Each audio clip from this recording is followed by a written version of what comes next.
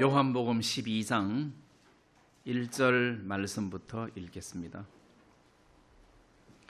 유월절 엿새 전에 예수께서 베다니에 이르시니 이곳은 예수께서 죽은 자 가운데서 살리신 나사로에 있는 곳이라. 거기서 예수를 위하여 잔치할새 마르다는 이를 보고 나사로는 예수와 함께 앉은 자 중에 있더라. 마리아는 지극히 비싼 향유 곧 순전한 나드 한 근을 가져다가 예수의 발에 붓고 자기 머리털로 그의 발을 씻으니 향유 냄새가 집에 가득하더라. 제자 중 하나로서 예수를 잡아줄 가룟 유다가 말하되 이 향유를 어찌하여 300데나리온에 팔아 가난한 자들에게 주지 아니하였느냐 하니, 이렇게 말하면 가난한 자들을 생각함이 아니요 저는 도적이라 돈 궤를 맞고 거기 넣는 것을 훔쳐가미러라. 예수께서 가라사대 저를 가만두어 나의 장사할 날을 위하여 이를 두게 하라. 가난한 자들은 항상 너희와 함께 있거니와 나는 항상 있지 아니하리라 하시니라. 여기 8절 말씀까지만 읽겠습니다. 우리가 읽었던 이 본문 말씀에서 이게 눈여겨봐야 할 단어가 하나 있는데 1절에 유월절 엿새 전에 라는 단어입니다. 이 유월절 엿새 전에라는 단어는 이제 유월절은 여러분들이 다 알다시피 이스라엘 백성들이 애굽에서 나오던 날 그 밤에 애굽에 있는 모든 사람들의 그 장자를 죽이시는 그런 일들이 있었지만 이스라엘 땅에는 양의 피를 진문 좌우 설주에 바르고 임방에 바르고 함으로 하나님의 재앙이 넘어간 그런 사건이 있었습니다. 그래서 어린 양을 이렇게 바름으로 사망과 심판이 지나간 그런 일이 있었는데 그것을 기념하는 절기가 유월절이잖아요. 그래서 그 유월절의 주인공 핵심은 바로 어린 양이라는 거죠. 그 어린 양의 피, 그게 유월절의 핵심이라는 겁니다. 그래서 여기서 유월절 엿새 전에라는 말은 예수님이 십자가에 못 박혀 돌아가신 때가 유월절이란 말이에요. 그러니까 유월절 엿새 전에라는 말은 예수님이 십자가에 못 박혀 돌아가시기 엿새 전에. 그러니까 이제 예수님이 돌아가실 날이 6일밖에 안 남았어요. 6일밖에 안 남았어요. 근데 이 유월절 엿새 전에 이제 예수님은 계산을 하고 있는 거죠. 아, 내가 이제 6일 후에 유월절 날 내가 잡혀서 죽는구나. 이제 예수님이 이것을 아셨어요. 이것을 예수님만 아신 것이 아니라 예수님이 제자들에게도 그 이야기를 해줬어요. 제자들에게도. 그래서 이 오늘 본문 사건이 마태복음에도 나오고 마가복음에도 나오는데 마태복음의 이 본문 사건이 본문 사건이 나오기 전에 바로 마태복음 26장 2절에 보면 너희의 아는 바와 같이 이틀을 지나면 유월절이라 인자가 십자가에 못 박히기 위하여 팔리우리라 하시더라. 자, 예수님께서 제자들에게 내가 팔릴 것이다. 내가 팔릴 것이다를 이야기했단 말이에요. 이때만 말씀하신 것이 아니라 그 전에도 예수님께서 이렇게 팔려서 십자가에 못 박혀 죽을 것이다.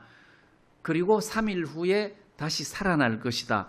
이런 말씀들을 제자들에게 여러 번 하신 거예요. 자, 그러면 예수님이 엿새 후에 유월절이 되면 내가 이제 팔려서 죽임을 당할 것이다 해서 그 유월절의 그 핵심 주인공이 어린 양이잖아요. 진짜 어린 양이신 예수님, 내가 그때 죽게 된다. 그 의미가 지금 깔려 있는 거예요.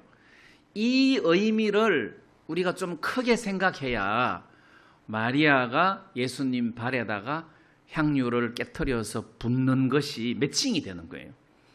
그래서 이 유월절에서 가장 큰 핵심은, 이 본문에서 가장 큰 핵심은 예수님이 곧 십자가에 못 박혀 죽으신다.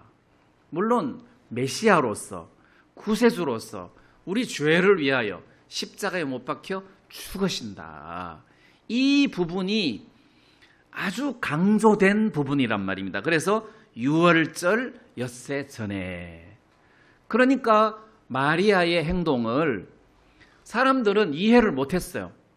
야, 저 비싼 옥합을 깨트려서 예수님 발에 붓는다는 것이 마태복음이나 마가복음에서는 예수님 머리에 붓는다고 되어 있는데 여기는 또 발에 붓는다고 되어 있습니다.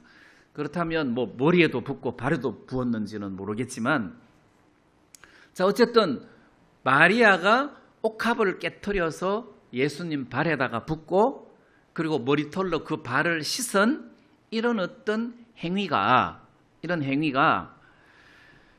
사람들은 이해를 못했지만 예수님은 이 여인 마리아가 내 장례를, 내가 죽고 내가 십자가 못 박혀 죽고 이제 이렇게 죽을 텐데 이 장례를 미리 준비하는 거구나. 내 장사를 위하여 지금 내 몸에다가 향유를 붓는구나. 이렇게 해석을 하셨단 말이에요. 마리아도 마찬가지예요. 어떤 특별한 목적이 아니라 예수님의 장사를 준비하는 의미에서 이 옥합을 깨트려서 부었단 말이에요. 자, 그래서 이 본문에서 핵심은 유월절이다. 자, 근데 이 유월절 엿새 전에 예수님이 베다니에 이르렀어요. 베다니는 바로 예루살렘 바로 옆에 한 2km 정도 떨어진 곳에 있는 아주 작은 마을인데 예수님이 베다니에 이르렀어요. 근데 그 베다니는 예수님께서 죽은 자 가운데서 살리신 나사로가 사는 지방이에요. 그 나사로도 그 지방에 있었단 말이에요. 근데 거기서, 그 베다니에서 거기서 예수를 위하여 잔치를 열었다. 근데 마태복음에 보면은 이 잔치를 열은 집이 베다니에 사는 나병 환자 시몬의 집이다, 이렇게 돼 있어요. 그래서 마태복음, 마가복음, 요한복음을 이렇게 섞어서 우리가 추론해 보면 베다니에 사는 나병 환자 시몬이 예수님을 자기 집에 초대를 하고 잔치를 베풀었는데 그때 나사로, 마르다, 마리아도 같이 초대를 받았고 마리아는 거기서 그 잔치를 위해서 봉사를 하고 있었다. 이렇게 우리가 상상을 해볼 수 있단 말이에요. 그래서 거기서 베다니에서 나환자 시몬의 집에서 예수를 위하여 잔치를 열었다. 여기서 이 우리 번역은 잔치인데 그냥 저녁 식사예요. 식사. 마태복음에서도 그냥 식사예요. 근데 잔치로 번역을 해놓으니까 예수를 위한 식사가 좀 더 이렇게 화려하게 돋보이죠. 어쨌거나 그냥 평범한 식사 자리는 아니었을 겁니다. 왜냐하면 예수를 위하여 특별히 저녁 식사를 준비했기 때문에 제가 볼 때 좀 이렇게 특별한 요리가 많이 나오는 잔치 수준이 아닐까 해서 잔치라는 번역이 저는 훨씬 더 마음에 듭니다. 자, 예수를 위하여 잔치를 하는데 저는 이 광경이 너무 이 상상을 했을 때 너무 보기가 좋은 거예요. 자, 나환자 시몬의 집이 있습니다. 옛날에는 나환자였어요. 옛날에 이런 나환자는 진짜 살아갈 수 없는 진짜 불쌍한 사람이잖아요. 나환자, 고칠 수도 없고 이런 나환자가 우리가 추론하건대 예수님으로부터 은혜를 입어서 그 병에서 고침을 받았던 게 아닌가. 그래서 그 예수님을 자기 집으로 초대해서 잔치를 베푸신 게 아닌가. 그러니까 시몬의 마음에는 예수님을 향한 어떤 감사한 마음이 가득한 거예요. 안 그렇겠어요? 상상을 해보세요. 마음에 예수님을 향한 어떤 그 감사가 가득한 거예요. 그리고 예수님을 위해서 이게 음식을 준비하고 잔치를 준비하는 이 일이 아깝거나 피곤하거나 뭐 힘들거나 그렇지 않고 마음에서 기쁨과 이 고마운 마음, 감사한 마음이 마음에 가득했을 거라고 생각하는 거예요. 근데 거기에 마르다와 마리아와 나사로도 초대를 받아서 왔는데, 나사로는 두말할 것도 없잖아요. 이게 12장이고 11장 본문에서는 나사로가 죽었다가 살아났는데 이 나사로나 마리아나 마르다는 이 예수님을 볼 때 얼마나 마음에서 감격스러웠겠어요. 마음에서 그 예수님을 향한 뜨거운 마음이 가득했을 거란 말입니다. 그냥 선생님, 그냥 예수님 정도가 아니라 이분은 구약의 선지자들이 예언하신 메시아다. 하나님의 아들이다. 이분이야말로 우리가 기다리던 이스라엘의 임금이시다. 이분이 그리스도시다. 이게 시몬이나 마르다나 마리아나 뭐 나사로나 이런 사람들 마음속에 이렇게 확신으로 확 자리매김을 했을 거란 말이에요. 자, 이런 어떤 마음이 이런 잔치 분위기를 만들어내는 거예요. 근데 이제 여기에서 우리가 또 하나 생각해야 될 부분이 있는데, 예수님께서 요한복음 11장에 죽은 나사로를 살리고 난 이후에 그 예수님의 이적의 여파로 예수 믿는 유대인들이 많아진 거예요. 와, 이렇게 죽은 나사로를 살린 걸 보면 와, 이분이야말로 진짜 우리가 기다리던 메시아가 아닌가 해서 예수 믿는 사람들이 많아졌습니다. 예수 믿는 사람들이 많아짐과 동시에 예수를 죽이려고 하는 세력의 강도가 더 세진 거예요. 야, 이래 놔뒀다가는 안 되겠다. 전부 다 예수를 믿겠다. 그러면 우리가 지금 로마 군인들에게 나라를 지금 뺏긴 상태인데, 야, 이러다가는 우리가 안 되겠다. 나라가 망하겠다. 그 생각을 했단 말이에요. 그래서 그 요한복음 11장 53절을 한번 보시면, 이날부터는 저희가 예수를 죽이려고 모의하니라. 그 앞부분을 읽어보면 이 대제사장 또는 서기관들과 바리새인들이 공회를 모집했어요. 이 공회라는 것은 여러분들이 알다시피 요즘 말하면 우리나라 국회 같은 것이에요. 이 사람들이 공회를 소집을 해가지고 회의를 한 거예요. 그럼 이스라엘의 지도부들이에요. 회의를 하는 회의의 결론이 뭐냐 하면 예수를 죽이자.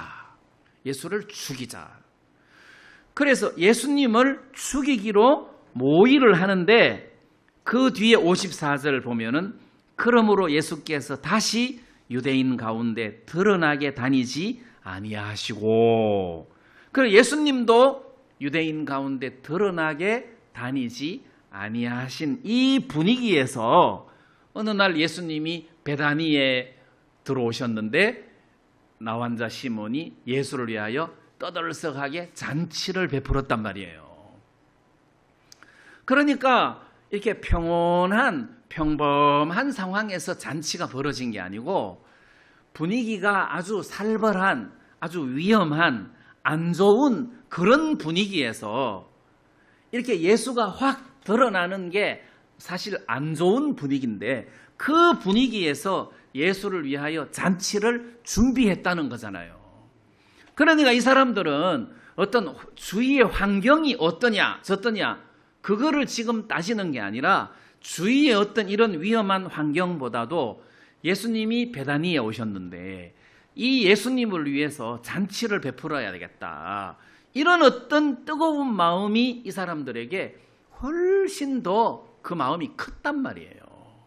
그래서 예수를 위하여 잔치를 베풀었다. 그래서 저는 한번 생각을 해봤습니다. 나환자 시몬이 문둥병에서 고침을 받은 그런 축복스러운 사건, 그 다음에 죽은 나사로가 다시 살아나서 온 가족들에게 큰 기쁨이 된 사건보다도 우리가 죄로 말미암아 영원히 죽을 수밖에 없는 죄인이었던 우리가 예수님의 보혈로 그 모든 죄를 눈처럼 희게 씻음받은 거듭난 구원받은 이 사건이 이 앞에 복받은 인물들보다 이 구원받은 우리들의 복이 훨씬 더 크다는 거잖아요. 나환자에서 병을 고침받았다는 것은, 나환자에서 병을 고침을 받는 것은 예수님이 능력으로 말씀으로 병을 고칠 수 있지만, 죽은 나사로를 다시 살리는 그 일은 예수님이 나사로야 나오너라 그렇게 해서 그 죽은 자를 살릴 수 있지만, 우리 죄를 씻으시기 위해서는 네 죄가 씻겨졌도다 그렇게 말만 해서 씻겨지는 것이 아니라 공의로우신 재판관이신 하나님의 마음을 채워줘야 하기 때문에 죄의 대가라는 죽음을 반드시 지불해야만 우리 죄가 씻겨지니까, 우리 죄를 씻으시기 위해서는, 저와 여러분들의 죄를 씻기 위해서는 예수님이 말씀으로만 되는 것이 아니라 반드시 죄의 값을 지불해야만 되는 것이기 때문에 그들이 받은 복보다도, 그리고 우리가 죄사함 받은 복이 훨씬 크다는 것을 우리가 여기서 생각해야 된다는 거죠. 그러면 이들이 예수를 위하여 한순간 잔치를 열었다면 우리는 구원받은 이후 이 예수님의 은혜와 고마움을 생각하면서 맨날 잔치를 해도 이게 문제가 안 된다는 거죠. 맨날 잔치를 해도 과하지 않다는 거예요. 그러면 우리 마음이 음식을 장만해서 많은 사람들을 초대하고 막 이렇게 잔치하고 하는 그런 잔치 말고, 어떤 그런 물질적인 잔치 말고, 최소한 구원받은 사람들의 마음에는 항상 예수가 초대되어 있고 그 예수님을 기쁘게 하고 즐거워하는 잔치가 매일 우리 마음에서는 일어나야 한다는 것입니다. 이게 정상이라는 것이죠. 구원받은 성도들이라면 우리 마음속에 이 기쁨이 항상 잔치처럼 이렇게 넘쳐나야 정상이다. 근데 마귀는 이 구원의 가치를 완전히 평가절하를 해서 막 구원은 구원이고 하면서 우리 형편에 우리의 마음이 휩쓸려 가면서 때때로 하나님을 원망하고 또는 불평하고 두려워하고 막 이제 이렇게 감사나 하나님께 영광을 돌리는 이런 마음보다는 이렇게 불평하고 믿음 없는 그런 은행을 보일 때가 많다는 거죠. 그렇다면 오늘 우리가 진짜 우리가 받은 은혜가 죽은 나사로가 살아난 그 기적보다 작은 거냐? 아니다. 문둥이 시몬이 그 나병에서 건짐을 받았는데 그가 받은 축복보다 우리가 받은 축복이 정말 적은 거냐? 아니다. 우리가 받은 축복도 크다. 진짜 크다. 우리가 우리 마음에서 가치를, 평가를 절하해서 그렇지 진짜 크다. 한번 어떤 간정을 읽어봤는데, 왜 영국의 청교도들이 신대륙을 발견하고 신대륙으로 많이 옮겨와서 이제 살게 됐잖아요. 그런데 그 원래 신대륙에서 살던 원주민들에게 있어서는 백인들이 침략을 한 거예요. 그 사람들의 입장에서 보면 침략을 한 거죠. 그래서 이 원주민들, 인디언들은 백인들에 의해서 이렇게 침략을 당해가지고 재산적인 손해를 많이 봤다는 겁니다. 그래서 어떤 한 추장은 이렇게 마을을 형성해가지고 양과 소를 키우는데 백인들이 쳐들어와가지고 마을 전체를 다 빼앗아 버렸다는 거죠. 그리고 양과 소를 다 빼앗아가지고 이 인디언들이 목숨을 위해서 모든 것들을 두고 도망을 갔다는 거예요. 산속 깊은 곳으로 도망을 갔대요. 그래서 그들은 아무것도 없는 상황에서 그 산속 깊은 곳으로 도망을 가가지고 거기에서 움막을 짓고 또 땅을 개간해가지고 씨앗을 뿌리고 이렇게 해서 몇 년에 걸쳐서 야생 양을 잡아가지고 기르고 또 소를 키우고 막 이렇게 해서 이제 털을 일궈 놓으면 또 백인들이 쳐들어와가지고 그 마을을 확 다 점령을 한다는 거죠. 그리고 그 인디언 추장은 자기 생애에 7번 그렇게 백인들에게 약탈을 당했다는 겁니다. 7번 약탈을 당했음에도 불구하고 나는 한 번도 백인들을 원망한 적이 없다. 왜? 어떤 백인으로부터 내가 복음을 들었기 때문에. 그 어떤 백인이 자기에게 복음을 전해주어서 자기가 구원을 받았는데 그 백인이 우리에게 끼친 손해보다도 이렇게 복음을 전해준 그 구원의 가치가 훨씬 더 크기 때문에 자기는 한 번도 백인을 원망해 본 적이 없다는 거예요. 다시 말하면 그 추장에게 있어서 구원의 가치는 전 재산을 7번이나 약탈해 갔음에도 불구하고 자기는 그 사람들로부터 복을 받았다. 이렇게 생각을 할 정도로 구원의 가치가 크다는 거잖아요. 우리는 암에 걸렸다가 나음을 입었다고 합시다. 그러면 기쁘고 감사하겠죠. 그런데 구원의 기쁨보다도 더 기쁘고 더 감사한단 말이에요. 사실 따지고 보면 암에서 낳은 기쁨은 구원의 기쁨보다 작은 것이어야 정상이라는 거죠. 그런데 우리는 이렇게 물질적인 세상에서 살아가는 삶이 익숙해져 가지고 또 어떤 것들을 이렇게 평가하는 가치 기준이 영적인 것보다 물질적인 것에 훨씬 더 민감하기 때문에 우리는 어떤 구원의 가치, 기쁨 그것이 이렇게 작고 또 눈에 보이는 물질적인 것들이 훨씬 큰 거예요. 그래서 저는 오늘 이 본문에서 잔치집, 이 잔치집이 우리 마음 속에는 매일 일어나야 정상이다. 그래 아침에 눈 뜨고 일어나면 내가 구원을 받았구나. 예수님이 내 마음에 살아 계시구나. 진짜 내가 하나님 앞에 큰 은혜를 입었다. 아침에 일어났는데 오빠 나사로가 벌떡 일어나가지고 다들 잘 잤나 하고 나오는데 그 모습만 봐도 너무 행복한 거예요.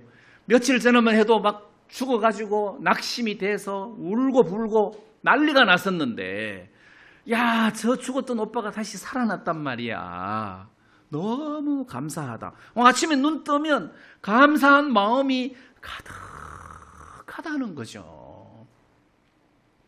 그래서 우리 구원받은 사람은 이 구원 하나만으로 우리는 매일 행복하고 기뻐하고 감사하는 것이 맞다. 이 구원의 가치가 그만큼 크다. 이거를 생각해야 된다는 거죠.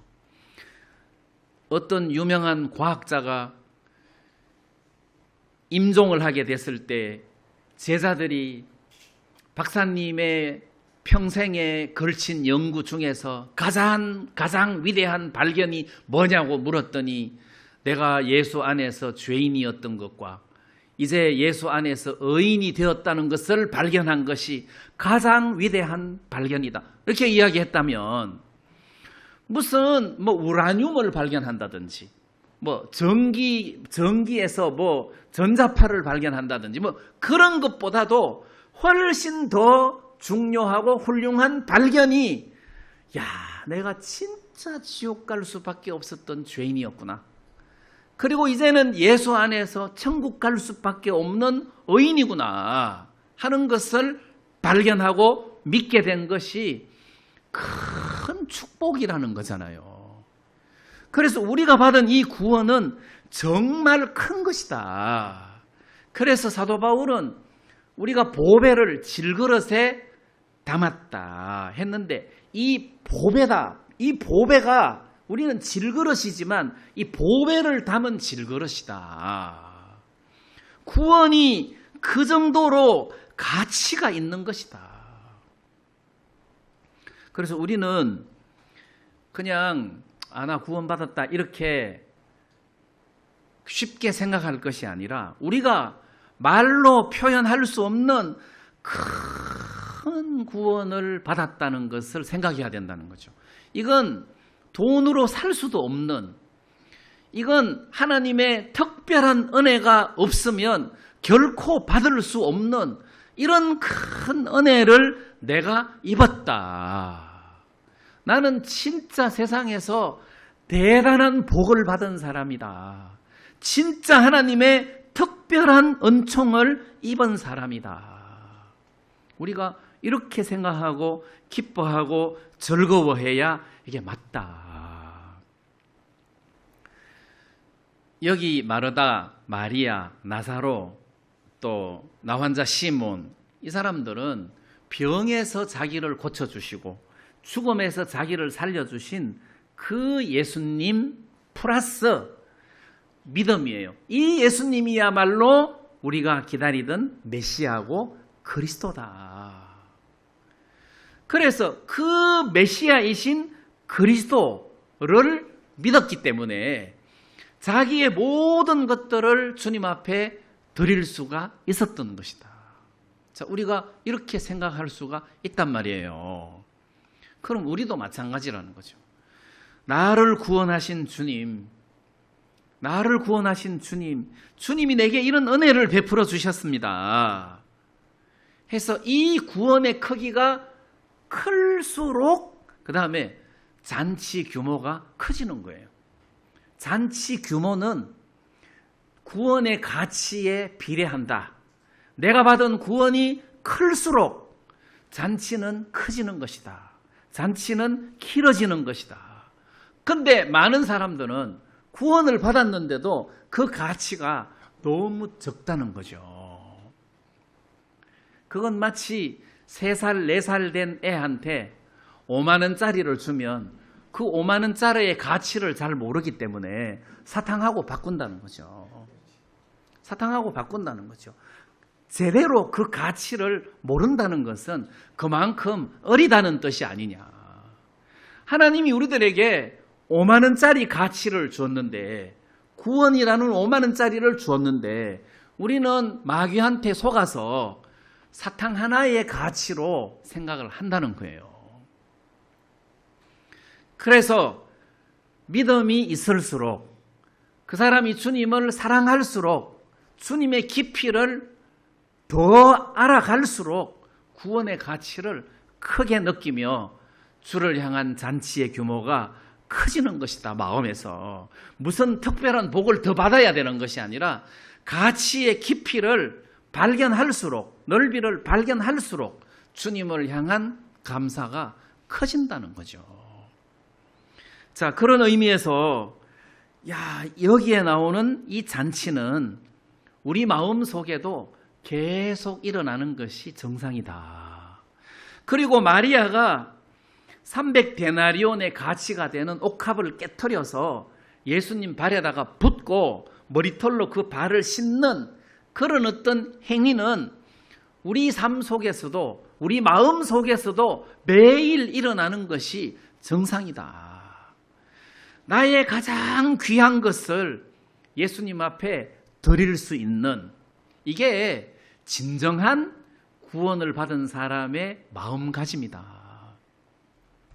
그래서 저는 어떤 생각이 들었느냐 하면, 이 마리아가 옥합을 깨트려서 예수님 발에 부었는데, 그럼 오늘 이 시대를 사는 우리들에게, 그럼 우리는 주님에게 뭘 해야 되나? 우리도 옥합 깨트려서 주님 발에 부어야 되나?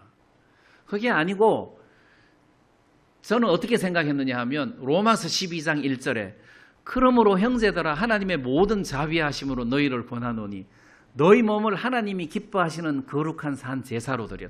너희 몸을 하나님이 기뻐하시는 거룩한 산 제사로 드리라. 자, 여기서 너희 몸을 산 제사로 드려라. 제사로 드려라. 여기 제사라는 이야기가 나오는데 구약의 제사를 연상해 보세요. 제사에 반드시 통과해야 되는 게 하나 있는데 그거는 죽는 거예요. 제단 위에서 제물이 펄펄 뛰면 안 되잖아요. 제단 위에서 제물이 살아있으면 안 되잖아요. 제물은 죽어야 되는 거잖아요. 근데 로마서 12장 1절에서는 산 제물로, 자, 우리가 살아있는데도 불구하고 제물로 하나님 앞에 드려라. 그러면 결국 이 말의 의미는 갈라디아서 2장 20절처럼 내가 산 것이 아니요 내 안에 그리스도께서 사신 것이다. 자, 그래서 내가 끝나고 예수님이 남은 내 인생을 살아가는 것, 그게 산 제사로 하나님 앞에 나를 드리는 것이다. 내가 끝나는 것이다. 나는 이제 더 이상 존재하지 않는다. 이제는 내 삶 속에서 예수님만이 내 삶 속에서 주인이 되셔가지고 내 삶을 살아가신다. 이렇게 믿음으로 내 자신을 예수님 앞에 드리는 것이, 이게 지금 마리아가 예수님께 옥합을 깨트린 것 이상의 하나님께 경배와 감사를 돌리는 것이 아니겠나. 이제 이런 생각이 좀 들었어요. 우리 마음에 예수님으로부터 받은 은혜가 너무 크다.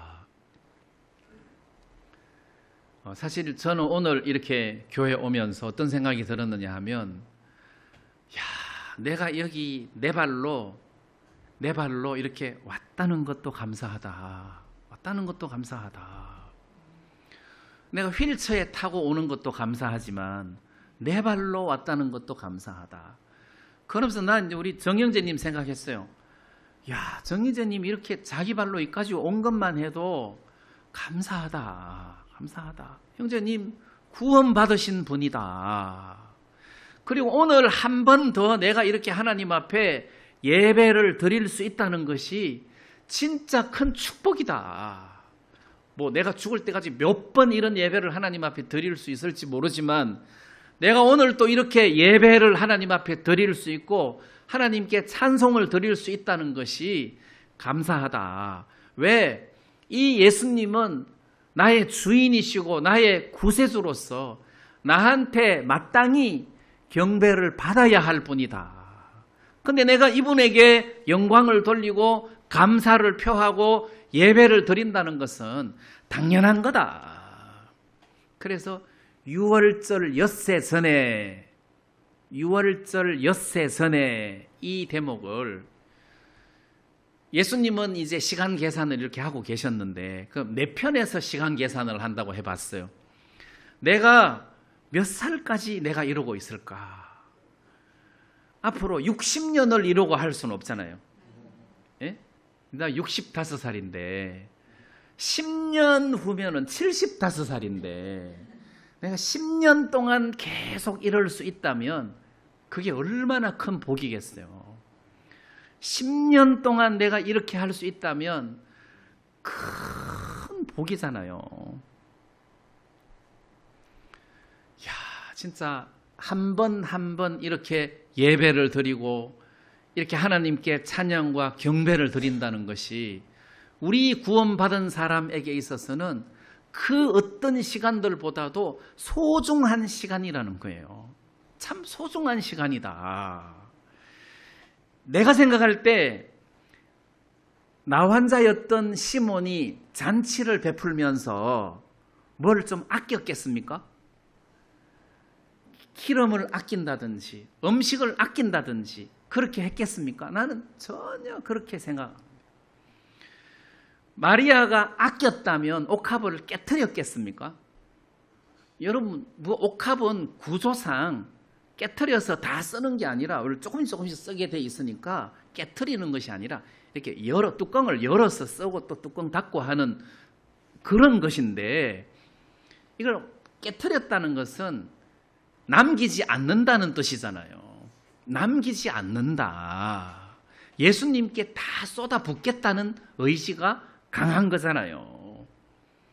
남겨서 뭐 하겠습니까? 이제 엿새 후면 예수님 돌아가시는데, 야, 그렇다면 내 남은 인생이 얼마 안 되는데 그 남은 인생 동안 산 제사로 하나님께 영광을 돌리고 복음을 위하고 감사하고 이렇게 사는 것이 구원받은 사람의 삶의 목적이다. 그거보다 더 귀한 것이 뭐가 있냐? 나는 없다고 생각한다. 하나님 앞에 우리가 감사할 수 있는 이런 조건들이 너무 크고 많다는 거죠. 자, 우리가 이것들을 이렇게 깊이 생각하다가 보면 어떤 것이 이해가 되느냐 하면 히브리서 11장 24절에 보면 모세가 바로의 공주의 아들이라 일컬음을 거절하고 하는 말씀이 생각나는데, 11장 24절에 보면 믿음으로 모세는 장성하여 바로의 공주의 아들이라 일컬음을 거절하고, 야, 바로 왕의 공주의 아들이다. 그 권세와 영광이 얼마나 좋은 겁니까? 이건 일개 국가가 아니고 그 당시에 제국의 황제의 딸이란 말입니다.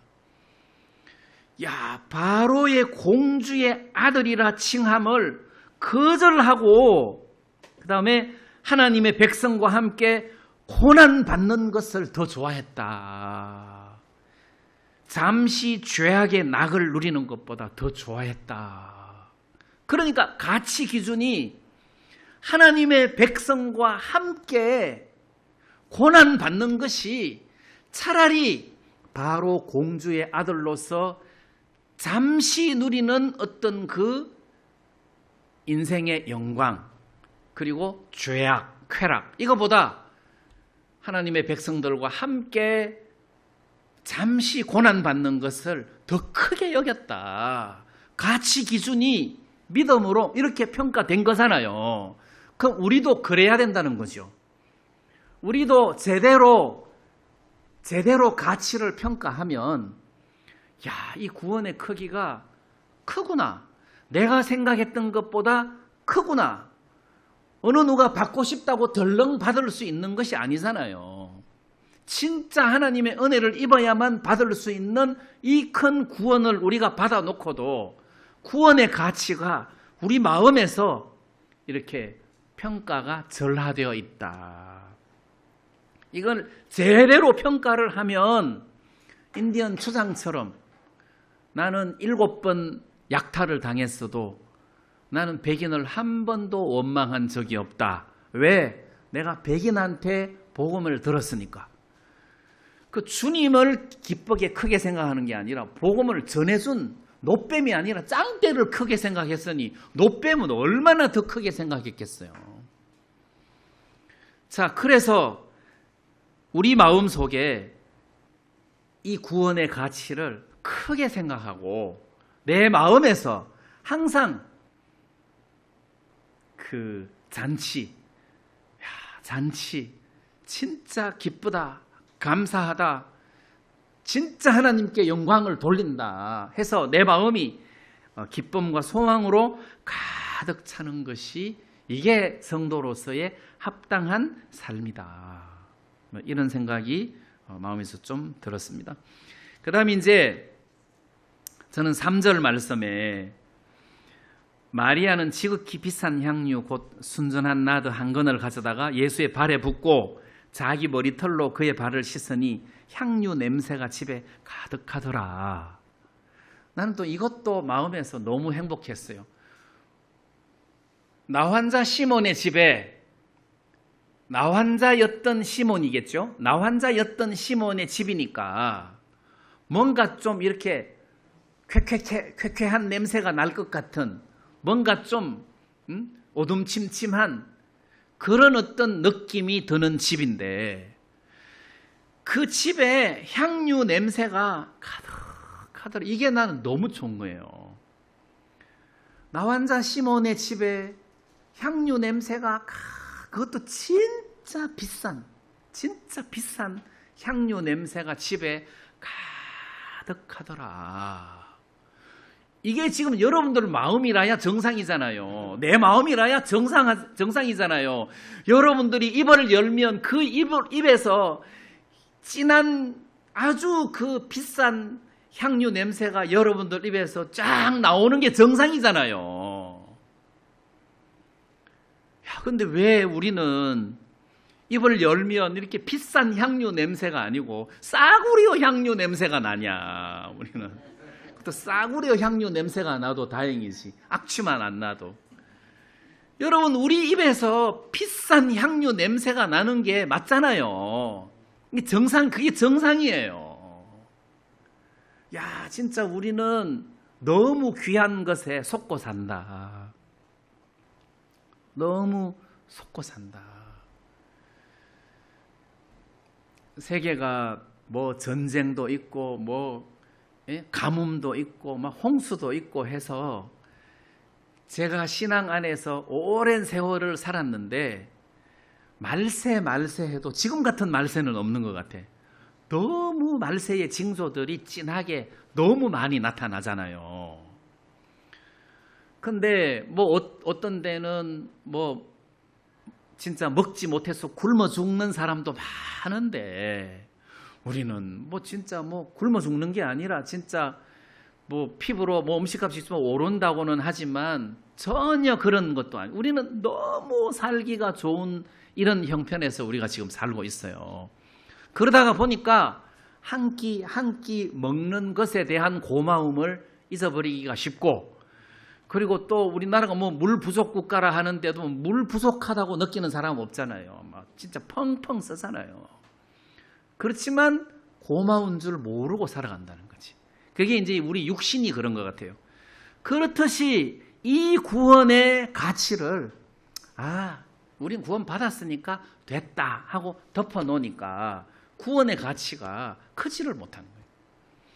그래서 이 구원의 가치가 우리 속에서 점점 커지면 우리 마음에서 향유 냄새가 훨씬 더 진하게 나올 거고, 잔치 규모도 자꾸 커질 거고, 그러면 우리 삶도 하나님 앞에서 훨씬 더 아름다운 모습으로 달라질 거다. 이제 이런 마음이 드는 거예요.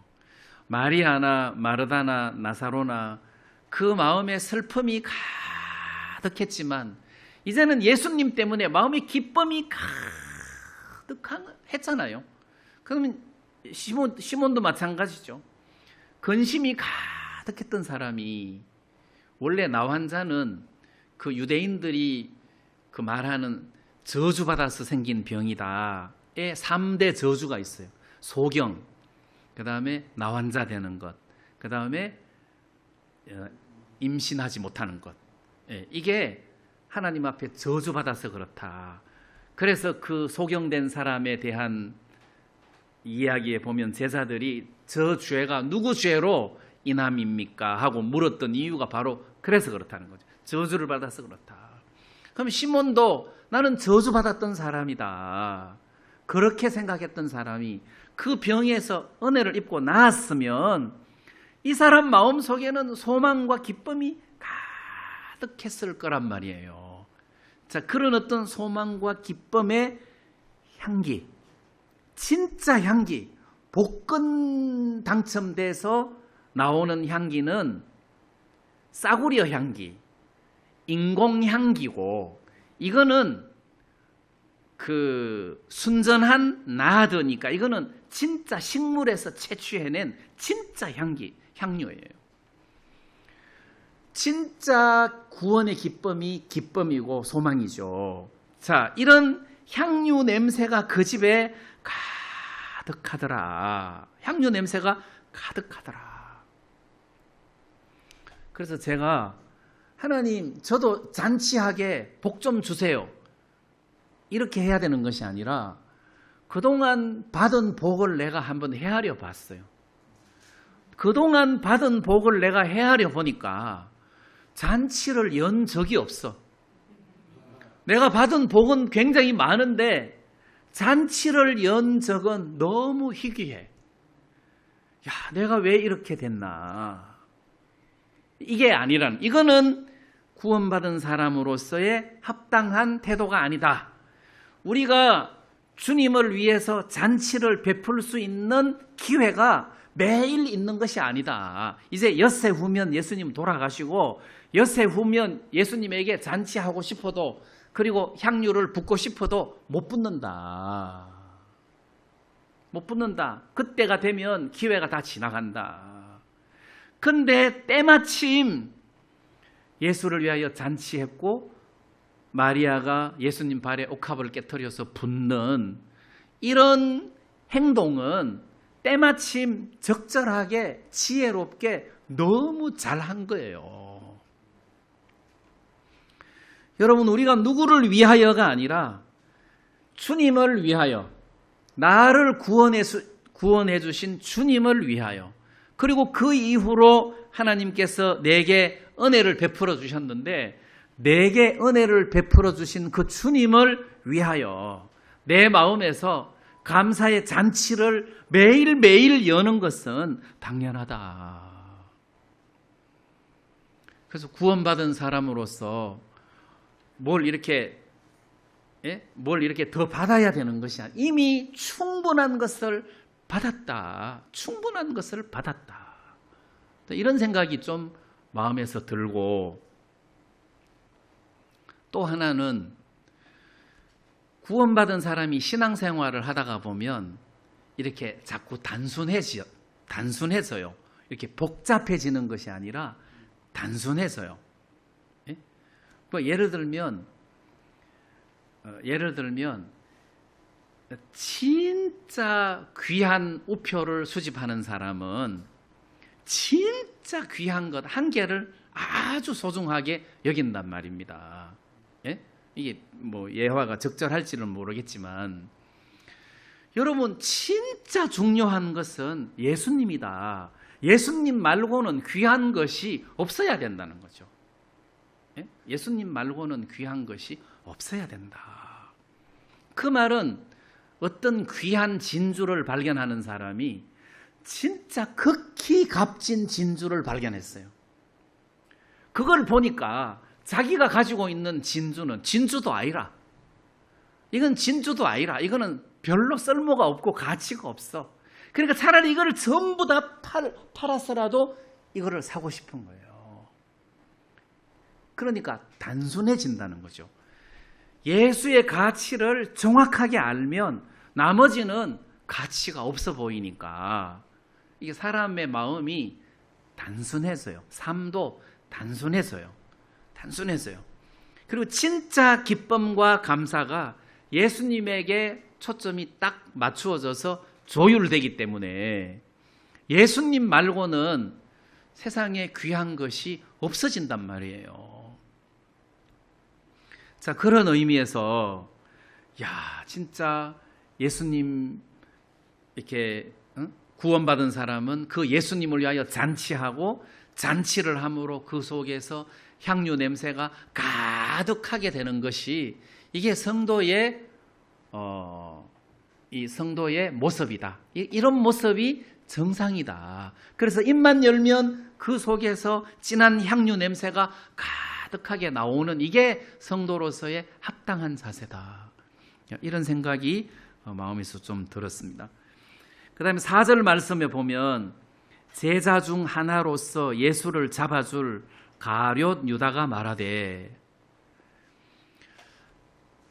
우리가 이제 이런 부분들은 이해가 잘 안 되는 거죠. 가룟 유다는 예수님을 만나서 또 예수님 공생의 기간 동안 3년 동안 계속 따라다니면서 온갖 기적을 맛보고 또 그 뭐 풍랑이는 배 위에서 또는 떡 5개로 5,000명을 먹이실 때 이때도 가룟 유다가 다 함께 했으면서도 불구하고 예수를 믿지 못하는 그게 이 사람한테는 너무 불쌍한 거예요. 그래서 마리아의 어떤 행동이 옥합을 깨트려서 예수님 발에 붙는 그 어떤 마음의 세계를 모르고 가룟 유다는 예수를 예수를 팔아 넘기려고 지금 생각하고 계획을 하고 있단 말이에요. 그 다음에 저 300데나리온의 가치가 되는 향유가 허비되는 것을 아깝게 생각하고 오히려 마리아를 꾸중하면서 그걸 팔아서 가난한 사람에게 주지 않고 왜 그것을 허비하느냐? 왜 그걸 허비하냐? 그래서 이 요한복음에서는 그 단어가 안 나오는데 마태복음에서는 이 제자들이 마태복음 26장 8절에 제자들이 보고 분하여 가로되 무슨 의사로 이것을 허비하느뇨? 이렇게 허비, 왜 낭비를 하느냐? 이렇게 지금 이야기를 하고 꾸중을 하고 있단 말이에요. 마리아가 한 행동을 낭비로 생각을 했단 말입니다. 그런데 예수님 편에서는 그거 낭비 아니다. 낭비 아니다. 정말 기념할 일이다. 정말 잘한 일이다. 내 장례를 미리 준비한 것이다. 정말 잘한 일이다. 예수님께서 이렇게 칭찬했는데 제자들, 특히 가룟 유다는 왜 그것을 낭비하느냐 이렇게 이야기했단 말이에요. 여러분, 우리가 예수를 위하여 감사를 표할 때 아무리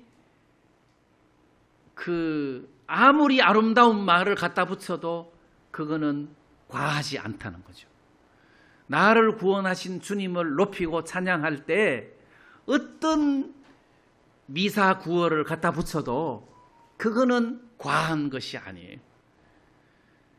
당연히 그 단어를 갖다 붙여야만 되는 그 정도로 가치가 있는 주님이란 말입니다. 자, 그렇기 때문에 여러분들이 어떤 표현으로 주님께 영광을 돌려도 그건 과하지 않다. 다시 말하면 거짓말이 될 수 없다는 거죠. 예를 들어서 너 기쁘냐? 그래, 기쁘다. 얼마만큼 기쁘냐? 하늘만큼 기쁘다. 그 과하지 않다는 거죠. 진짜 하늘만큼 기쁘다. 그래, 그만큼 기쁠 만한 가치가 된다는 거예요. 근데 다른 것은 그렇지 않단 말입니다. 언행도 마찬가지예요. 말도 그렇지만 행동도 마찬가지예요. 내가 구원을 받고 주를 위하여 한 행동 중에서 어떤 것도 야, 아깝다. 그런 행동이 없어요. 아깝다. 이런 행동이 없어요. 내가 하나님 앞에 한 행동이면 그것이 어떻게 됐든지 간에 그건 아까운 것이 아니다. 자, 그렇기 때문에 아깝다고 생각하는 그 가룟 유다의 마음에 예수의 가치가 없는 거예요. 예수의 가치가 없으니까 아까운 것 아니겠어요? 예수의 가치가 크면 절대 아까울 수가 없을 겁니다. 그래서 저는 18살에 구원을 받아가지고 19살에 선교학교를 들어가서 27살에 목사가 되어서 그리고 이제 사역의 기간이 이제 40년 가까이 되는데 그동안 산전수전을 다 겪었지만 아까운 시간은 하나도 없어요. 다 하나님 앞에서 물론 영적이지 못하고 인간적인 그런 것들이 많이 있었습니다. 그런 것들은 회개하고 또 그런 것들은 뉘우치고 하지만 내가 하나님 앞에 산 세월 그런 것들은 정말 하나도 아깝지가 않다는 거예요. 진짜 아깝지가 않다. 여러분들도 마찬가지입니다. 우리가 받은 구원 그리고 내 안에 예수님을 주로 모시면서 산 이 삶 속에서 주를 위하여 잔치하고 옥합을 깨트려서 예수님 발에 붓고 하는 이런 어떤 행위가 어떤 영적으로 우리 삶 속에 일어난다 하더라도 절대로 그거는 허비가 될 수 없다. 당연히 해야 될 일이고, 그리고 뭐 매주 해야 될 일이다. 진짜 기회만 되면 우리가 예수를 위하여 잔치를 베풀어야 할 일이다. 이런 생각이 마음에서 들고, 가룟 유다가 예수님을 은30에 팔았는데 그 팔아가지고 그 돈 가지고 뭐 하려고? 우리 형님 그 이야기 자주 하시는데 아까도 오면서 그 돈 해가지고 뭐 하려고? 뭐 하려고? 그래 가룟 유다가 은30 받고 예수님을 팔았는데 그래 그거 갖고 뭐 하려고? 뭐 하려고? 그러니까 사람이 마귀에게 속아서 그냥 욕심으로 그런 것이지 뭐 하려고가 중요한 거예요. 팔아야지. 은30을 받고 팔아야지. 뭐 하려고? 이 어떤 목적이 분명해야 구원받은 사람의 삶이 영적일 수가 있어요. 이게 목적이 분명해야 돼요. 뭐 하려고? 예수를 위해서 예수를 팔지는 않을 거 아니에요. 그래서 이 가룟 유다가 은30에 예수를 팔았다. 예수의 가치가 그 은30은 뒤에 단위가 없는데 보통 보편적으로 은30 세겔로 표현을 하는데 은30 세겔이면 그 구약 성경에 보면 소가 남종이나 여종을 받아서 죽이면 은30 세겔을 이렇게 배상하게 돼 있어요. 그러니까 어떤 몸종의 그 몸값이 은30 세겔쯤 되는데 그 예수님을 은30 세겔로 이렇게 팔아 넘기는 가룟 유다의 마음가짐을 보면 예수님의 가치가 그 정도밖에 안 된다. 그 마리아가 옥합을 깨트려서 예수님 발에 부었는 거 옥합 가치지 그 마음가짐의 가치는 훨씬 크다는 거예요. 그거를 그 300데나리온 이상 그 돈으로 계산해야 되는 게 아니라 마리아가 가진 마음가짐 속에 들어가 보면 그 가치보다도 훨씬 큰, 만약에 그것보다 더 비싼 것이 있었다면 아마 그걸 깨트렸을 거라고요. 그러니까 예수님에 대한 가치가 마리아 마음에는 훨씬 크고 또 가치가 높았다는 거죠. 훨씬 크고 가치가 높았다. 그래서 우리 마음속에 예수님은 앞으로 엿새 후에는 돌아가신다. 나는 앞으로 한 10년 정도 이렇게 주님을 섬길 기회가 있다. 그렇다면 이 10년 정도 기회 동안 내가 어떻게 주님을 섬기는 것이 가장 효율적이고 후회 없는 섬김이 될까? 이런 걸 생각하는 것은 우리가 기본이라고 생각하고, 또 이렇게 생각하고 이렇게 주를 위하여 섬기는 이 삶이 지혜로운 삶이라고 생각합니다. 그래서 이 잔치가 2000년 전에 시몬의 집에서 일어났던 잔치지만 요즘 우리에게는 이 잔치가 계속 있어야 된다. 그래서 교회 오면 어떤 형제님 마음에서 이런 잔치가 일어났는데 그 입을 여니까 막 향유 냄새가 가득하고, 그 다음 주는 또 어떤 자매님이 마음에 잔치가 열어져서 입을 열었는데 거기에서 향유 냄새가 아주 진한 비싼 향유 냄새가 나오는 이런 어떤 교제가 됐을 때 이게 바람직한 교제가 아니겠는가, 이게 바람직한 어떤 모임이 아니겠는가, 이런 생각이 드는 거예요. 그래서 이 시몬의 집에서 열린 잔치가 오늘 저와 여러분들 마음속에 이 잔치가 매일 일어나야 되는 거 아니냐. 이 잔치를 베풀 수밖에 없는 조건은 이미 십자가에서 만들어졌으니까 이런 어떤 예수를 위한 잔치, 이게 우리 삶 속에서 필요하다. 이런 말씀을 좀 여러분 이 시간 드리고 싶었습니다. 말씀을 여기까지 드리겠습니다. 우리 다 같이 찬송 한 장 부르겠습니다.